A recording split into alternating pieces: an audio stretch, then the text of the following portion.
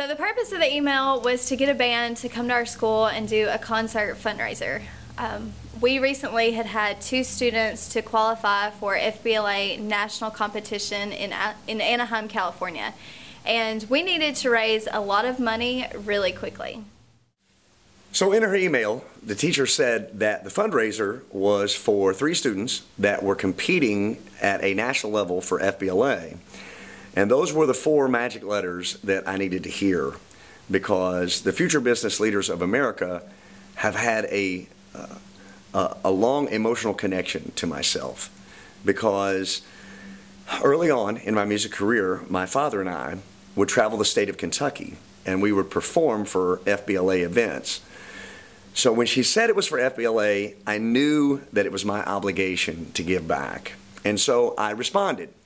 And I'm sure that she had already given up on me at this point, but I responded and basically told her, I said, yes, we will do this under these conditions. And my conditions were that it had to be a real rock show, that it had to be in the gym, lights out, big production, stage, fog machine, all of the things. And when I sent that to her, I completely was anticipating a response that would be, yeah, we can't do that. There's certain liabilities that we can't take, and the administration is like, oh, so I never in a million years dreamed that I would actually get a yes response from my email to her. So I'd sent out hundreds of emails, and I got very little response from different bands, and the response that I did get was completely out of our budget. There's no way that we could have spent $5,000, $2,000 to have a band come to our school for the fundraiser. So when I got the response from CAM saying that they would come and do the concert for free, I'm really not sure I even read the rest of the email. I saw free, and I said, yes, we are on board. So I typed the response. I said, yes, absolutely, let's do it. And as soon as I send, I realized I had not got this rock concert approved at all. I had not read it by our principal or our Board of Education. It was really a split-second decision, and I started to panic a little bit. Well, needless to say, I was unbelievably surprised when I received April's email telling me that, yes, it was a go, and we were going to do this. So then I really started getting excited, thinking about the possibilities of taking a rock show into an audience of that nature. And then I got even more excited when I realized what the educational ramifications of this were.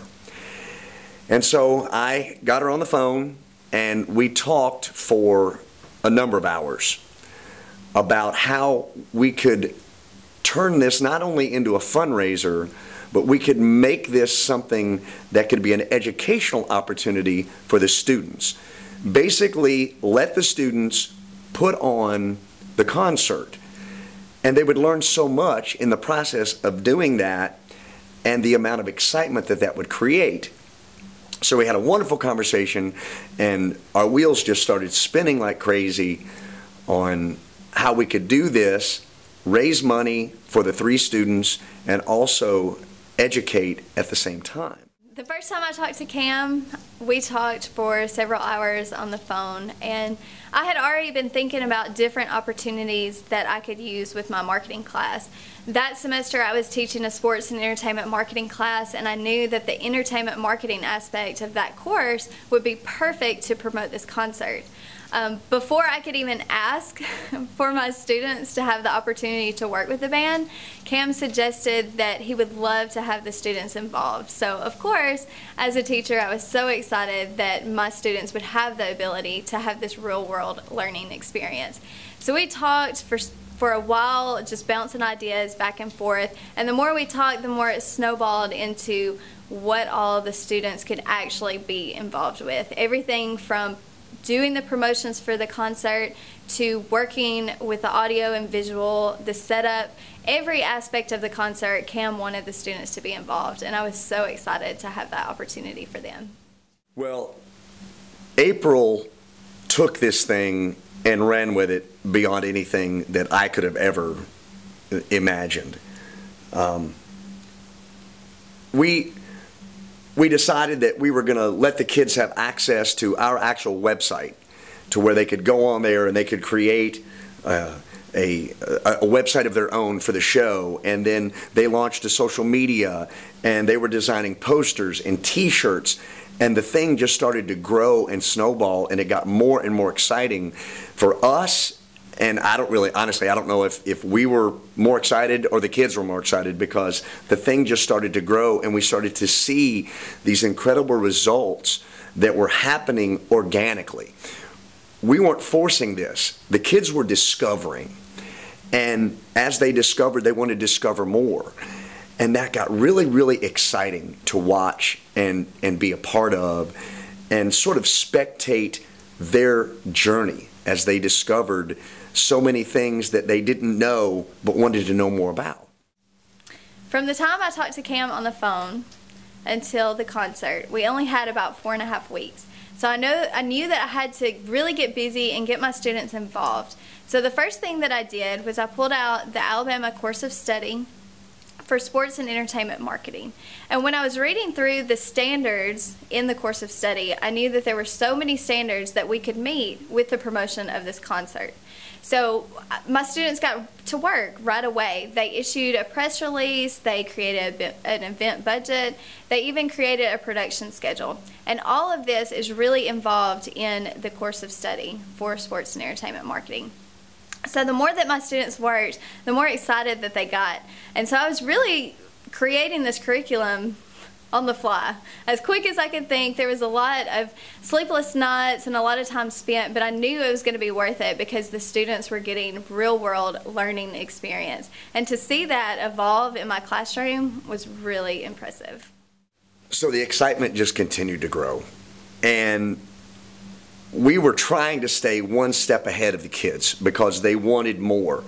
And literally, April was developing the curriculum from scratch, one step ahead of the kids, because they wanted more. And it was a lot of sleepless nights and a lot of guesswork and a lot of gut checking, because we just had to kind of go with what we thought was the right move. And these kids were just eating it up, and it was such an inspiration to me to see this and to get to participate and go to their Facebook page and comment on the things that they were doing and interact with them whenever possible online. And I could see where that their brains were working in ways that I could have never anticipated. And that was such a wonderful feeling, knowing that what had started as just a little fundraiser was turning into this massive educational opportunity. As we got further into the program, I really noticed that the students were taking the lead and wanted to learn more. And it became a point where I was no longer the teacher, I was simply the facilitator for the classroom.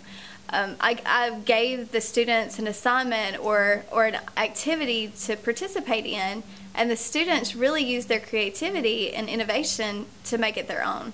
And with the students knowing that thousands of people were going to see their designs and their creations, they really became self-motivated. For a teacher, that's exactly what we want. Well, as this thing grew and grew, and it was done in a short period of time. The original Reach and Teach was 4.5 weeks, and now it has been expanded to 9 weeks. But we packed a lot of material into 4.5 weeks, and as it started to crescendo, I started to get worried, and I was like, are we going to be able to live up to the hype that we have created here? I mean, we've got hallways covered with posters, and we've got websites, and we've got social media, and we've got live feeds and t-shirts and ticket sales and sponsors and all this. And so I start to get really apprehensive about, oh my gosh, what's going to happen if we don't live up to this hype that we have created? And the kids are all disappointed.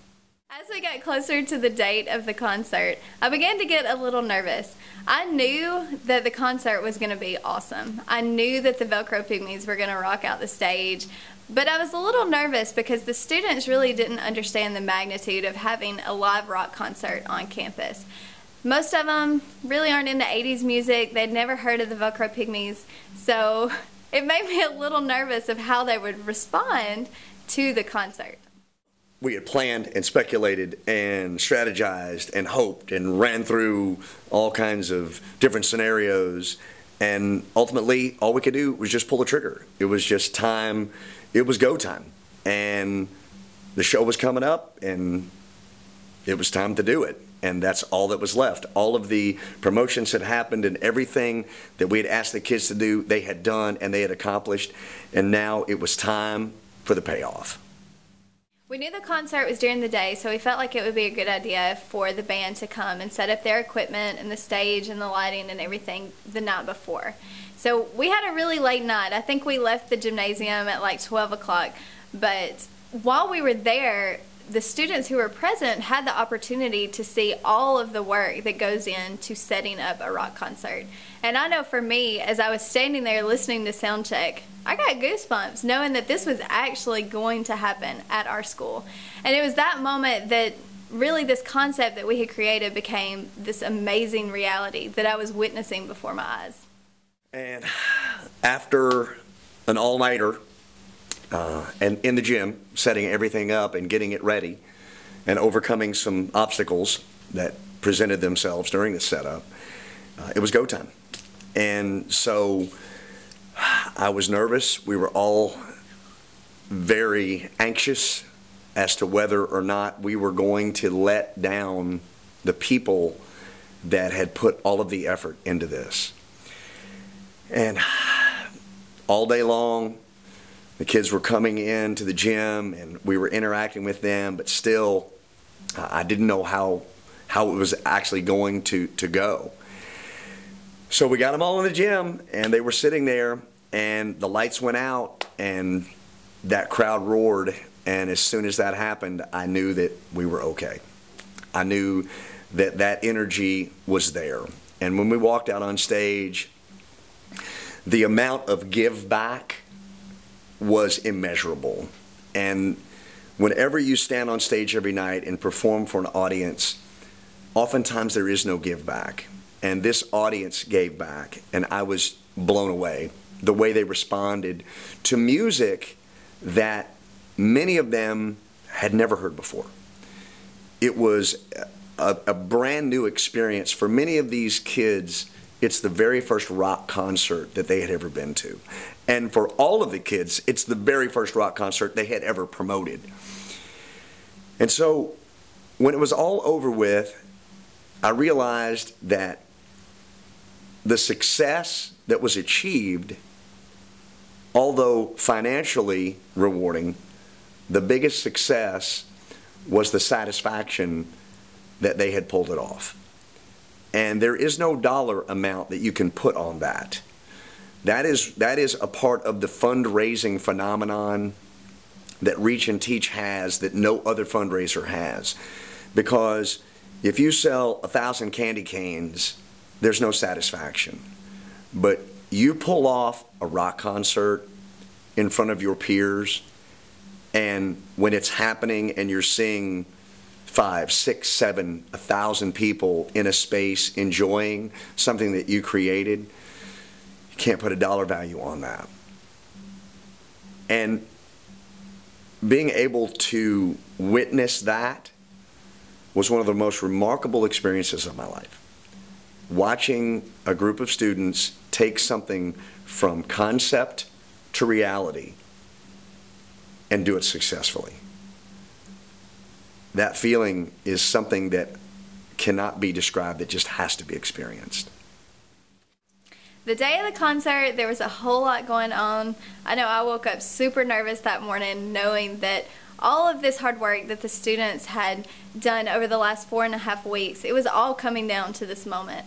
So as I got to school that morning, I went to the gym, I met with Cam, and I knew that there was really nothing left that we could do. It was happening. It was about to happen. So as soon as the concert started, the students had filed into the gym, and you could tell that they were intrigued. They didn't know what to expect either. But as soon as the concert started, I knew that this was an awesome decision. And really, I got to sit back and just watch the expressions on the students' faces, and it was priceless. These students, a lot of them have never been to a rock concert. They came in not knowing what to expect, but they were loving every single second. And for them to say that they don't know any 80s music, they were singing every single song. After the show, it was a great time to exhale, and because the show was a huge success.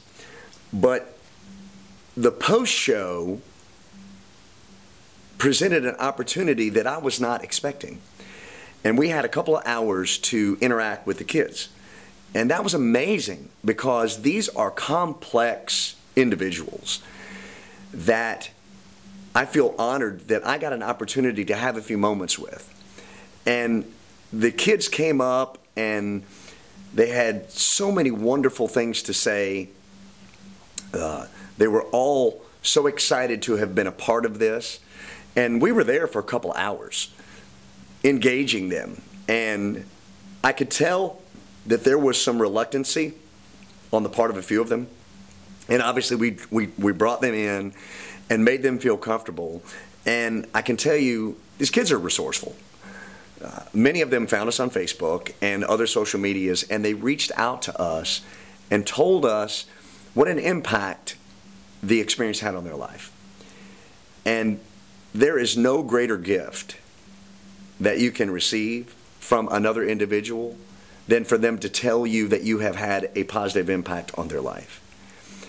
And so when we left, there was certainly a sense of well-being that came over me and the rest of the guys in the band, because we had had the opportunity to touch people potentially in what someone might consider an insignificant way, but has potential life-changing ramifications. And it's like the butterfly effect, where just a small thing happens here in a chain reaction, and someone's life trajectory can be changed with something as small as that. And that's really, really exciting, and one of the things about the Reach and Teach program that no other program is going to have. After the concert, the students had the opportunity to take pictures and meet with the band. This was really a cool experience for them, because it was something that we had not really anticipated, the response from the students, but every single student wanted to have that picture with the Velcro Pygmies. It was so cool as a teacher to be able to see the interaction between the students and the rock band, because sometimes as teachers we can't really get through to the students in the way that we want to, but if it's coming from a rock star, it's probably more believable. And so the students had this unique connection with the rock band that teachers just really don't have the opportunity to have. After the dust cleared, and after we'd all gotten some rest, and the gym was cleaned, and we all got home, I reached out and I called April, and we sat and discussed what had just happened. Both of us were pretty mind blown by the way this thing was bigger than we had ever anticipated. And we both came to the realization that this is something that has to continue. It's something that one time isn't enough, because the impact was so great that it had to continue, and we wanted to take it to as many schools and as many students as possible. And so, as a result, we put together the Reach and Teach concept.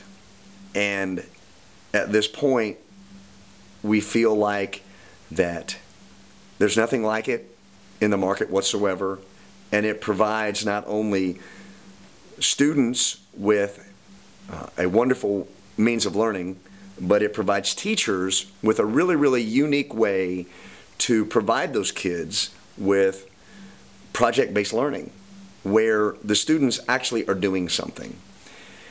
And I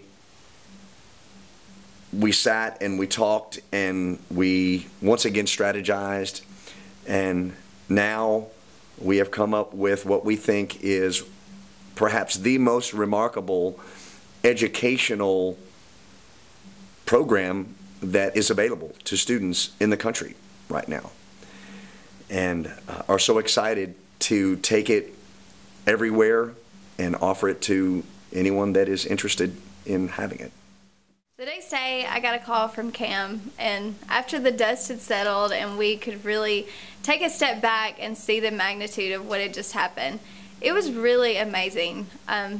That day, me and Cam talked about how this was such a great opportunity for not just teaching students marketing, but being able to provide a platform for students to find their passion and really gain confidence through an educational program that's really fun.